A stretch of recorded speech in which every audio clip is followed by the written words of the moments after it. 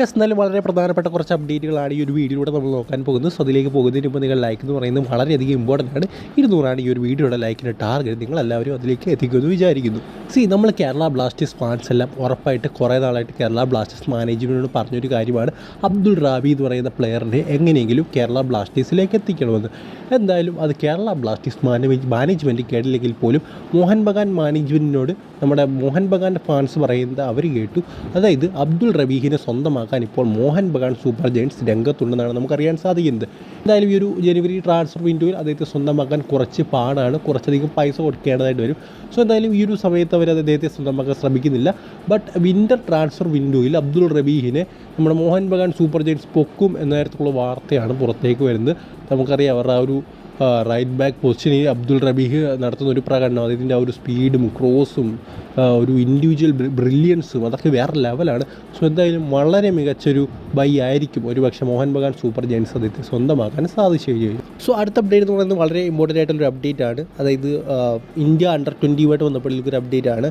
So അതിൽ നമ്മുടെ കോർസിങ്ങുമായിട്ട് ബന്ധപ്പെട്ടിരിക്കുന്നൊരു കാര്യം നമ്മൾ ചർച്ച ചെയ്യുന്നുണ്ട്. അതായത് ഈ ഒരു ഇന്ത്യ അണ്ടർ 20 ഫ്രണ്ട്ലീസ് 22-ാം തീയതി സാഫ് അണ്ടർ 20 ചാമ്പ്യൻഷിപ്പ് നടക്കാൻ പോവുകയാണ്. അതിന് മുമ്പായിട്ട് ഇന്തോനേഷ്യയുമായിട്ട് 3 ഫ്രണ്ട്ലീസ് ഇന്ത്യ കളിക്കുന്നുണ്ട്. സോ ആ ഒരു മാച്ചിൽ കുറച്ച് പ്ലേയേഴ്സിനെ ഇപ്പോൾ എന്താ പറയുക ആ ഒരു ക്യാമ്പിലേക്ക് വിളിച്ചിട്ടുണ്ട്. പ്രേം ഹൻസ്ഡ കൈഫ്, പരംവീർ സിംഗ്, ഒമാങ് ഡുഡു, ഡാനിയൽ മീറ്റെ, റിഷാദ് ഗഫൂറിനെ അറിയാം, നമ്മുടെ കേരള ബ്ലാസ്റ്റേഴ്സ് താരമാണ്. ഇപ്രാവശ്യം സന്തോഷ് ട്രോഫിയിലൊക്കെ അദ്ദേഹം കളിച്ചിരുന്നു. പിന്നെ ഗുർനാജ്, ലാൽ പെക്കുലുവ, മലങ്മാമ്പ തുടങ്ങിയ താരങ്ങളെയൊക്കെ ഇപ്പോൾ ട്രയൽസിലേക്ക് കോളപ്പ് ചെയ്തിട്ടുണ്ട്. അല്ലാതെ തന്നെ ഈ ഒരു ടീമിൽ ഉള്ള താരങ്ങളാണ് നമ്മുടെ കോറോ സിംഗും എബിൻദാസും ഒക്കെ. സോ അങ്ങനെ വന്നു കഴിഞ്ഞാൽ മിക്കവാറും കോറോ സിംഗിന് ഈ ഒരു ഇന്ത്യ അണ്ടർ 20 ഇതിന് പോകേണ്ടതായിട്ട് വരും കേരള ബ്ലാസ്റ്റേഴ്സിൻ്റെ സ്ക്വാഡിൽ നിന്നും. സോ അത് വലിയൊരു തിരിച്ചടിയായിരിക്കും ബ്ലാസ്റ്റേഴ്സിനെന്നാണ് എനിക്ക് തോന്നുന്നത്. സോ എന്തായാലും 18 വയസ്സുള്ള താരമാണ്, ഉറപ്പായിട്ടും ടോപ്പ് ലെവലിൽ അത്യാവശ്യം നല്ല രീതിയിൽ തന്നെ കളിച്ചുകൊണ്ടിരിക്കുന്ന താരമാണ് കോറോ സിംഗ്. സോ എന്തായാലും അദ്ദേഹത്തിന് കോൾ വരും.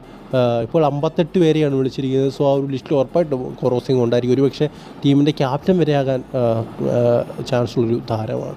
സോ എന്തായാലും നിങ്ങളുടെ അഭിപ്രായം എന്താണെന്ന് കമൻറ്റ് ബോക്സിൽ പറയുക. കോറോ സിംഗ് പോയി കഴിഞ്ഞാൽ വീണ്ടും നമ്മുടെ റൈറ്റ് വിങ് വീക്കായി പോകുമോ? സോ അടുത്ത വീഡിയോയിൽ കാണുന്നവരെ ഗുഡ് ബൈ.